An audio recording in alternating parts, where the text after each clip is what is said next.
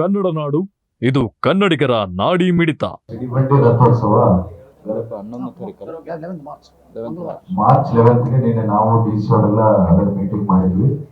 ಹೋದ ವರ್ಷ ಹೆಂಗೆ ಏನೋ ತೊಂದರೆ ಆಗ್ದಂಗೆ ಸುಸಜ್ಜಿತವಾಗಿ ಏನು ಜನಕ್ಕೆ ತೊಂದರೆ ಆಗ್ದಂಗೆ ಮಾಡ್ಬೇಕು ಅನ್ಕೋತಿದ್ರು. ಇಲ್ಲಿ ಅದೇ ರೀತಿಯಲ್ಲಿ ಎಲ್ಲ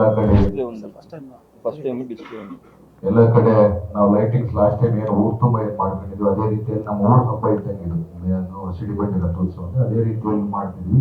ಅದರ ಜೊತೆಗೆ ಈ ಜನ ಎಲ್ಲರೂ ಬರೋರು ಸಿಡಿಬಂಡಿ ನೋಡಕ್ಕಾಗಲ್ಲ, 4 ಕಡೆ LED ಸ್ಕ್ರೀನ್ಸ್ ಅನ್ನ ಹಾಕಿ ಲೈವ್ ಅನ್ನು ಕೊಡ್ತಿದೀವಿ. ಯಾಕಂದ್ರೆ ಯಾರು ನಾನು ಸಿಡಿಬಂಡಿ ನೋಡಕ್ ಆಗಿಲ್ಲ ಅಂತಂದ್ರೆ ಅವ್ರು ಅಲ್ಲಿ ಸ್ಟ್ರಕ್ ಆಗಿರ್ತಾರಲ್ಲ, ಇಲ್ಲಿ ನಮ್ಮ ಆಫೀಸ್ ರೋಡ್, ಮೋಕ ರೋಡ್ ಕಡೆ ಒಂದು ಕಬ್ಬಲ್ ರೋಡ್ ಕಡೆ ಒಂದು, ಇಂಥ ಒಂದು ಅಂಡರ್ ಬ್ರಿಡ್ಜ್ ಕಡೆ ಒಂದು 4 ಲೊಕೇಶನ್ಸ್ ನ ಫೈಂಡ್ ಔಟ್ ಮಾಡಿ ಈ LED ಸ್ಕ್ರೀನ್ಸ್ ಅನ್ನು ನಾವು ಇಡ್ತೀವಿ. ಯಾಕಂದ್ರೆ ಜನಕ್ಕೆ ಕೂಡ ಅವತ್ತು ಅಲ್ಲಿ ನಿಂತವ್ರು ಅಲ್ಲೇ ನೋಡ್ತಾರೆ, ಇಲ್ಲಾಂದ್ರೆ ನಾನು ನೋಡ್ಬೇಕಂತೇಳಿ ನುಗ್ಲಾಗುತ್ತೆ, ಅದಕ್ಕೆ ತೊಂದರೆ ಆಗಬಾರ್ದು ಅಂತೇಳಿ ಅದನ್ನು ಮಾಡ್ಕೊಂಡಿದ್ವಿ.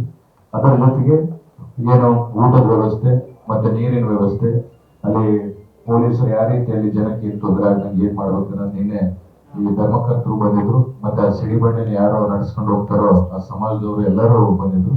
ಎಲ್ಲ ಕುತ್ಕೊಂಡು ಈ ಮಾರ್ಚ್ 11ನೇ ತಾರೀಕು ಮತ್ತೆ ಅದರ ಜೊತೆಗೆ ಇದು ನಮ್ಮ ಕಾರ್ಯಕ್ರಮಗಳು ಇಟ್ಕೊಂಡಿದ್ದಾವೆ. ರಾತ್ರಿ ಬಹಳಷ್ಟು ಜನ ಸಾಂಸ್ಕೃತಿಕ ಕಾರ್ಯಕ್ರಮಗಳು ಕೂಡ ಇಟ್ಕೊಂಡಿದ್ದಾವೆ.